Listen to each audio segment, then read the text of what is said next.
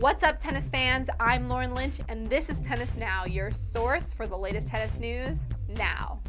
The sun rises in the east, and sunshine is on the verge of eclipsing one of the tennis's top stars in Beijing this week. Caroline Wozniacki rallied for a 3-set win over Elena Dementieva to capture her 5th tournament title of the season in Tokyo, and moved to within 2 victories of surpassing Serena Williams for the world #1 ranking. If Wozniacki, nicknamed Sunshine for her perpetually positive disposition, reaches the Beijing quarterfinals this week, she will rise to #1 when the new WTA Tour rankings are released on Monday. Of course, being #1 has always been a goal of mine, but I'm just focusing on winning the next tournament, said Wozniacki. I feel I can beat anyone now. I have grown a bit, not only physically, but mentally. If Wozniacki rises to the top spot, she will join Dinara Safina and Jelena Jankovic as the 3rd woman in the recent years to reach #1 without winning a Grand Slam title. Meanwhile, US Open finalist Vera Zvonareva, who beat Wozniacki in the US Open semis, could supplant Venus Williams as the new world #3 with a strong showing in Beijing this week. The net in China loomed like a great wall as 2 former Beijing champions, Svetlana Kuznetsova and Jankovic, both failed to survive the second round in Beijing.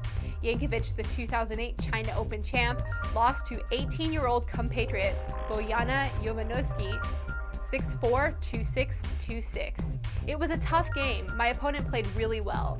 She was very solid off the baseline, and she really gave me a hard time. I felt that the court was quite slow, so you had to really play long points, said Jankovic. The 7th-ranked Serb is trying to retain her place in the top 10 after a dismal summer season. Since she lost to Samantha Stosur in the French Open semifinals, Jankovic has slumped to a 9-8 record in her last 17 matches and has not reached a quarterfinal in 8 straight tournaments. Agnieszka Radwanska's hope for a 3rd consecutive top 10 finish may be over. A stress fracture on her foot has forced Radwanska to pull the plug on her season and could cause her to miss the Australian Open in January as she continues recovery.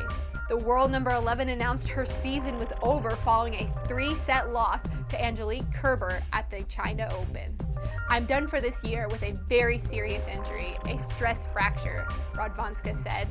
It's a complicated injury and there's some chance it won't be healed in time for Australia. We will see, and I just have to hope that I will be ready. I have an excuse for losing today. I just realized how serious the injury was before I came to Asia to play in Tokyo and Beijing. I'll be pulling out for the rest of this year. World #1 Rafael Nadal was bumped off in the Bangkok semis by Guillermo Garcia Lopez over the weekend.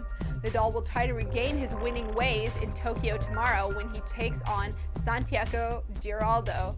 So what's on Rafa's wish list these days? Asked what talent he would most like to have, Nadal told Vanity Fair he wishes he had Roger Federer's ability to play tennis easily. And if you were wondering what role Rafa envisions himself playing in history, he told Vanity Fair he most identifies with being a gladiator. Maybe someday we'll see Rafa and Russell Crowe double up on the big screen. Until that day comes, you can relive Rafa's recent US Open triumph to complete the career Grand Slam by checking out Tennis Now's magazine US Open wrap-up issue, which features both Nadal and Kim Clijsters on the cover. Be sure to check out the exclusive Nadal photo spread shot by legendary tennis photographer Melchior Di Giacomo.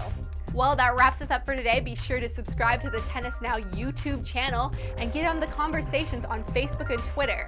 I'm Lauren Lynch, and this is Tennis Now. Thanks for watching. See you Friday, and open up that magazine.